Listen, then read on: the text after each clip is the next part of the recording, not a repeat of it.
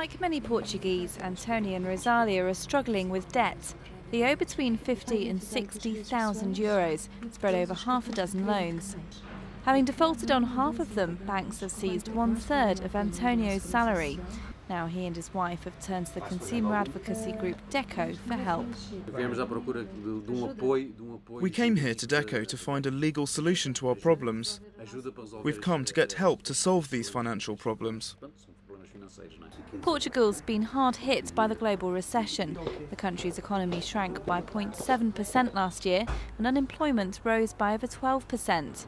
So many families have been overwhelmed by debt. Last year, over 17,000 families got in contact with DECO to declare themselves bankrupt. We're talking about families with, say, 3 members who have multiple debts. That's to say with more than 5 loans, a mortgage, a car loan and various other personal loans.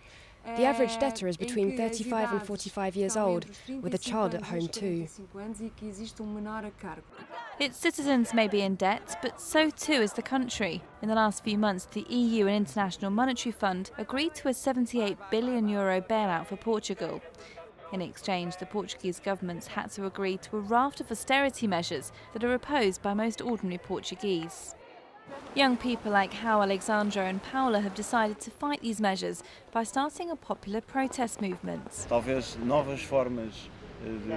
Maybe we now need new forms of collective action or negotiation, just like the birth of the trade union movement at the start of the 20th century. Maybe today we need new instruments and new mechanisms.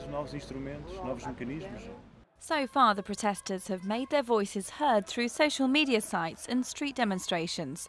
But the situation doesn't look promising. The Portuguese government has little choice but to raise taxes and cut spending to stop the country, if not its citizens, sliding towards bankruptcy.